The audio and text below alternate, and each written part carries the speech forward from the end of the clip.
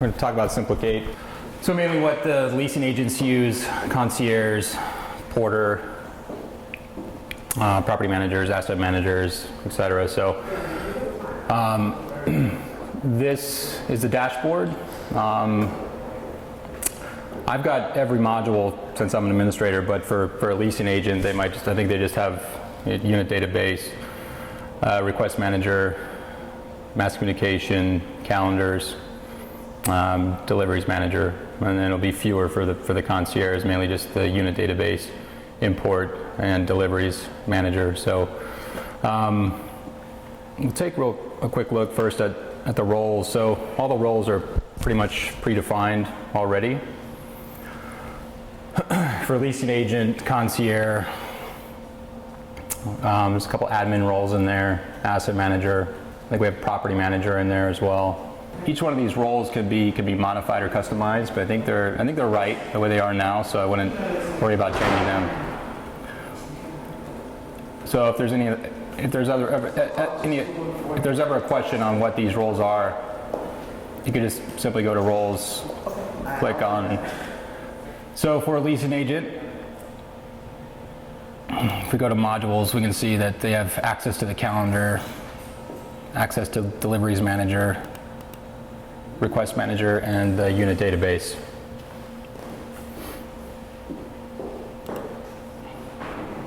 Okay. We jump into users. This is where you actually create a new user profile. So this would be like a property manager setting up a new leasing agent at the building. So pretty much everything in this system is controlled through this actions button. So, to start an action, here we want to add a new user. Here we just click actions, add new user. Set up a username, which is usually their alias, same as their email address. Assign a role, create a password for them, temporary password. Once they log in, they can change their password, first name, last name, email address, phone number. Most important part of this module is assigning a property before you hit save. If you hit save before assigning a property, it kind of just goes out into space. I don't know where it goes. So yeah, you can basically move them all over, or just select one, move it over, and then hit save. Okay, properties, give you full access to everything. Save. Okay, so you're ready to go. So from that point, I would just send you your username, password, and a link to the website, and then always allow for pop-ups the first time you log in. So, all right. So we'll move into unit database. Okay, so this is where you would create basically a new resident to allow them access to the mobile app. Everything's controlled through this actions button. Action, add new. Select a unit number, first and last name. It's good to populate as much of these fields as possible. So you're asking during the orientation, would you like to receive package email notifications? They say yes, and you just check that. Oh, but text messages, is that in phone? It's not set up currently for text messages, just email and push notification. So hit save. So we created the profile, and now we want to invite them to the app. We want to click on their name. And then right here it says username, password not set up now. And the next window will pop up. It'll default to their email address that we have on file, but if you're in front of them during the orientation, you can ask them if they want their own unique username, and then from there you just simply change it right here. You can delete that, hit OK. The demo's already one of our profiles in the system, so it's not going to actually send it, but it'll say success. It'll say email sent successfully, right? And now that person will receive an email. We have a website version of the app, and of course the mobile version as well. So, one thing to point out here, notice I moved the cursor across each of these rows, the entire row will highlight. But actually, if you click on the name, it'll take you one direction. If you click on the unit number, it'll take you another direction. So It's pretty important. So if we click on the unit number, it'll have all the information there. It'll have the information on the unit itself, occupants, visitors, vehicles, documents, pets, history. So, occupants,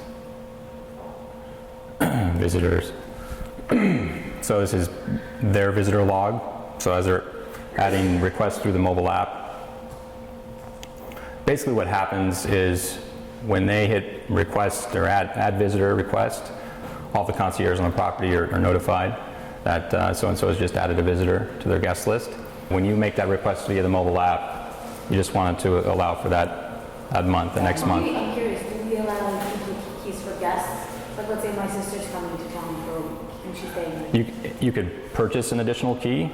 It's one per bedroom, but you can purchase additional key here for $50. Oh. So, and then you could leave that key at the concierge, and then when you make that request on the app, you can say, and my sister is allowed to borrow my extra key, or here, since we have everything's controlled access, we can make one-time keys. So please give my guest a one-time key when at check-in, and the concierge will make the one-time key, and then it's basically one swipe at the door, and then that key is deactivated. Okay? And wait, that one-time key, does it also give access to the common areas? No, so in that case, the concierge will call them an elevator, And then send them up to their floor. One time to the door. Yeah. And that's it. You don't have to see- One and done. When someone makes a request for a visitor, it won't populate in the app until the concierge actually receives that form submission and adds it to this tab here. So they receive the form, add visitor, populate the fields. As soon as they hit save, so it takes 10-15 minutes or so. Visitor types as well, set up. Basically, thing is just guest, contractor, other, what type of access, anytime, weekend, weekday, morning, afternoon, evening, overnight, one-time access. So also in this module, we've got this move out button. So if a resident decides to move out, you start this process here by selecting the move out button, and I'll walk you through each of those tabs. Occupants, visitors, pets, vehicles. Maybe only one occupant's moving out, so you just unselect one, move out the other. If for whatever reason the move out button is not, that functionality is not working, you can also just click on the name. Remember that the entire row highlights, but click on the name in this case, because that'll take you to the occupant, edit occupant, and then just delete, right? And that'll delete just the occupant. It'll keep the unit profile there, but it'll delete the occupant information. Encourage everyone to use move out, but in most cases, if there's an issue, they'll send me an email, and I'll just go in there and I'll just delete either the occupant completely, or maybe I have to recreate the entire profile to fix the bug. Request manager. So like I said before, everything is form submission with the way the app works. So with visitors for amenity requests, everything is sent via email to a distribution group. But it also populates here in the administrator and request manager. It pretty much gives you the same detail as the form submission. So the resident submitted the request basically for personal training session, spin check-in, right? It was actually me that made this request last week. Yeah, so in addition to receiving that email notification, right, it also populates here on the back end. It'll give you the same information as the form, but it's just another way for us to track it on the back end when we run reports. So in this case, it's important that the request manager, for the most part, it should be empty at the end of the day. That way, the concierge is logging all of these entries, is doing something with it, whether they're putting it in progress or closing the request just to get it out of request manager. That's important because when the next concierge starts their shift and they go into request manager, there should be very little requests in there. If there's a ton in there, and they're going to be confused. Okay, did concierge before me actually close these requests. It won't populate on the app until the concierge takes the information and adds it to the visitor tab. Okay, fine. So now the concierge has to take this information you gave him, and what does he do with it? Well, what they do is they take the information, they add it to the visitors tab, and then they would just open this up and they would close it. He has to manually enter this, and it's not, Yeah. he can't just click a button, okay, add this person. Correct. What we want it to be eventually is fully automated. And hopefully this year they add a visitor and it goes right to the visitors tab. Right. And it populates on their app like within two or 3 seconds. But right now everything is form submission, so it's important that the staff understands that. So it takes a reaction on our side to complete a task. So for a guest suite, if someone wants to request a guest suite, we get the form submission, we get the request in the request manager. What we have to do, since it's not automated, and the calendar doesn't work like that, it's not automated, we have a Google Calendar on the back end that has all of our reservations on it. So guest suite reservation comes in, we have to check, I think it's Havanya that's doing that now. She checks against our guest suite calendar, and then she has to reply back via email to the resident, yes, it's available, or no, it's not available. So everything, even the amenities and elevator requests, everything is just a form submission? Everything's form, and so for anything fitness, it goes to our fitness@brandnema.com. Jason's on every distribution group, so he gets every email. He probably gets like 500 emails a day. But Dan would be on that distribution group as well. Okay, right, so Yeah. you know what's, yeah, you'll be like, okay. And he knows it's to him. He knows Yeah. that. Guys, know what's been? Guest suites, like Club Solarium and Energy Solarium, all the terraces, that all goes to leasing. Okay, so if we wanted to send a package to Mr. Duckman, everything starts with actions. Add new delivery, search for unit number 1629. We select our occupant, Mr. Duckman. What type? Package, box, Amazons, we've got all those different options, dry cleaning, maybe we'll send him flowers. So in this case, Mr. Duckman decided he'd like to receive push notifications as well. And you can turn that off in settings, like on your iPhone. If you go to settings and you go to notifications, you can turn that on and off for the app, like you can do Facebook. The barcode just has a tracking number in it. It doesn't have any of their information. Yeah. Yeah, we still do that. So you've got a field for it right here. So you have to move the cursor down to tracking and then scan the barcode, and the tracking number populates. So it's a little time consuming, right? Yeah. Yeah, and every single package is going to take a lot of time. Sender name, yeah, we've got add batch of package as well. We'll talk about that next. Okay, so they enter all this information in, they hit save. Once they hit save, so now Brian's gonna get an email and a push notification. He'll be like, They got flowers. who the hell just sent me flowers? Once he picks up his flowers, what they do is they click on his name. Yeah, because you have to close it, because if not, Yeah, it stays open. exactly. Press release. Do people sign, or does no need to sign? Yeah, we have Topaz set up. I don't know if we use it here, but It goes right there. yeah. Cool. Picked up by That's the opposite. BD. Yep, just, yeah. No, put JA, because they'll probably get an email, oh, it was picked up by JA. Okay. Yeah, with the Topaz, so the concierge or the RSC would hit start signature. Yeah. So for multiple packages, we added this feature, add batch of deliveries. So with batch deliveries,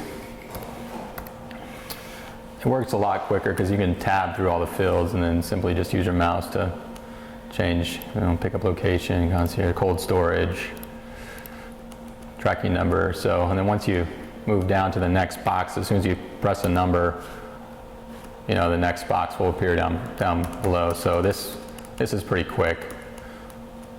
Do you know, on average, how many packages you get a day? Probably 300 to 500 a day. God. That sounds time. So during that busy time, we're actually double staffed down there. We've got 2 concierges on staff that are just knocking this out.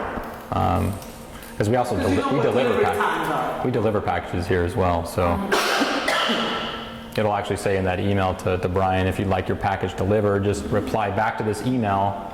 It'll reply back to the RSC. It feels like a cruise ship. Yeah. So once you're done entering your packages, add batch, and you've just added, 20, 30, 100 packages all at one time. So that's pretty quick. We have the ability to communicate mass communications through Simplikate, but for the most part we use property solutions to do that. It works okay through Simplikate, but property solutions is much better. Some properties like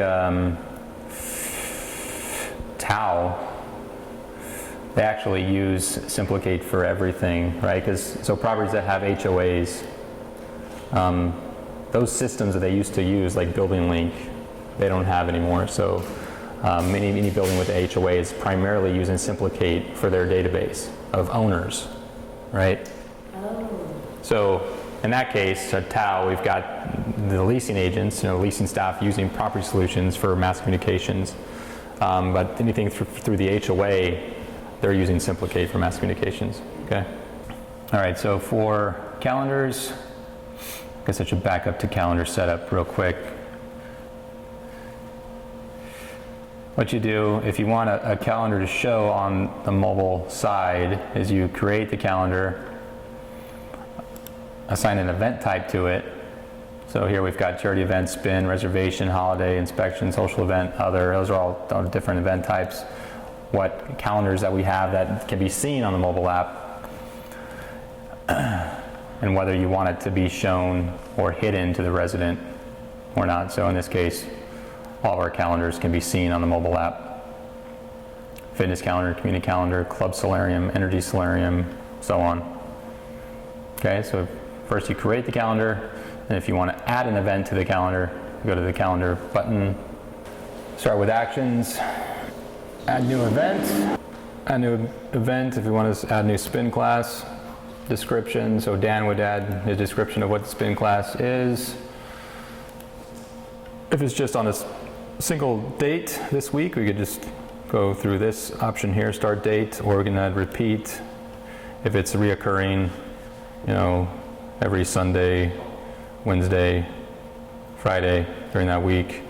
Then from there, your start time of the event. So 6 a.m. spin class, it ends at 7 a.m. What type of an event it is, spin, and where you want to store that, which calendar do you want to store it in. So in this case, it'd be the fitness class calendar. Then you set your date range. So starts on Monday, and then it's only going to be reoccurring for the 1 week, so it'll end on Sunday. Hit save, and you've just added an event to the fitness calendar. If you want to see what spin classes are happening tonight, you just select the fitness calendar, and it would show which classes are available tonight. Okay. Same thing for a guest suite. Right, if you want to check on a guest suite availability, you just go to calendars in the app and then select either we have studio guest suite or 1-bedroom guest suite calendar, and it'll show you when it just says reserved. So if you go to tools and go to reports,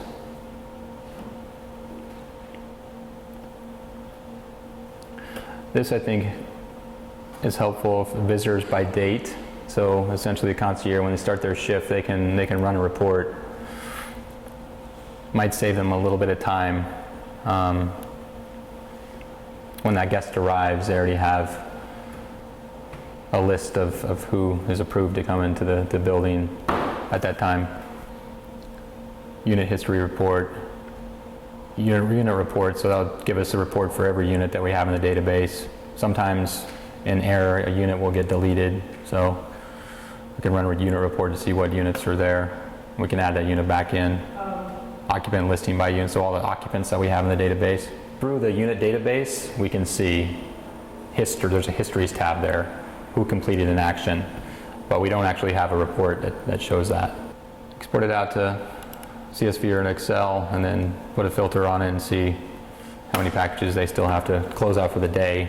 Another field that I want them to add is the tracking number and who actually picked up the package. So as a resident, this is what they're seeing on their device, or if they're using the website.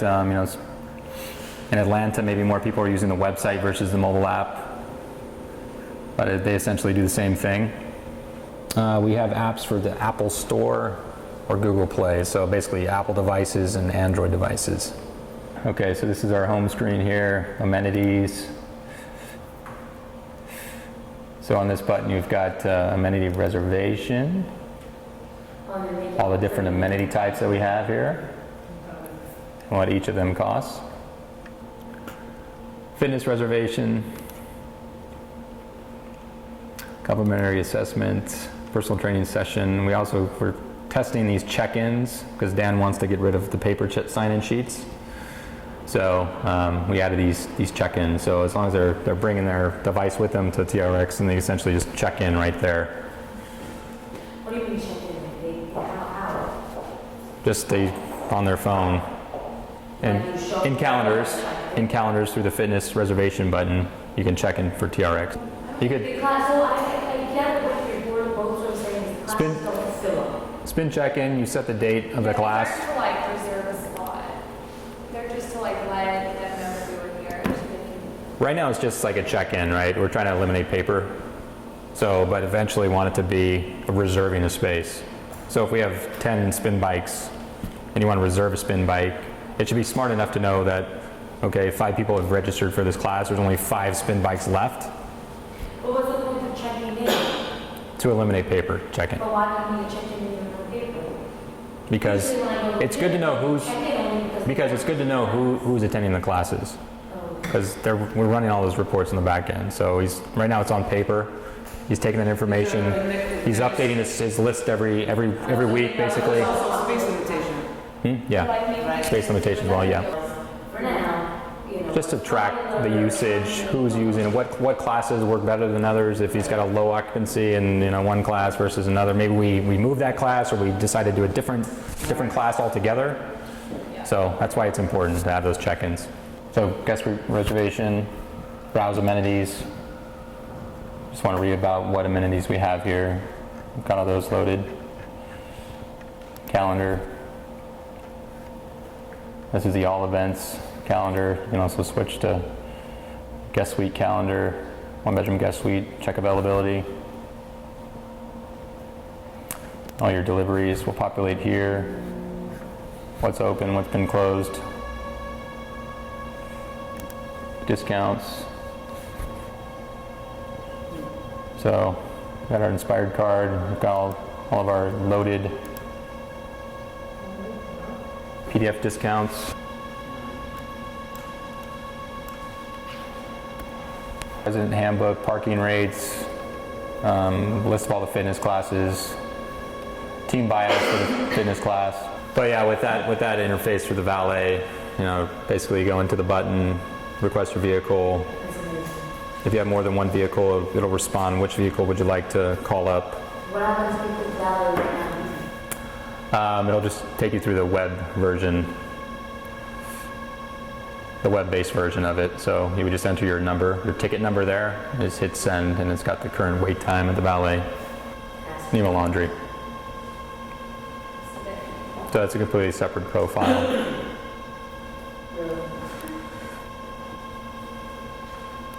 Management button, phone numbers, email address, management, messages, delivery notifications, push notifications would populate here, pay rent, so this will take you to basically the portal where you'd have to log in again to pay your rent. Well, like I said, on the mobile side, you just have to enter that second profile once, and then it'll catch that information and keep you logged in for 6 months. Your profile, this is where you would go to change your username or your password. Transit, start transit screen that you've probably seen around the property, which is also just web-based. The touchscreens, we really want that interaction to be somewhat quick and seamless. That might be useful for someone that's maybe visiting, right? They need directions, but maybe not to someone that lives here. And then your visitors list. View your guest list or add a visitor. And work orders, same thing. That's going to take you to the portal for Property Solutions.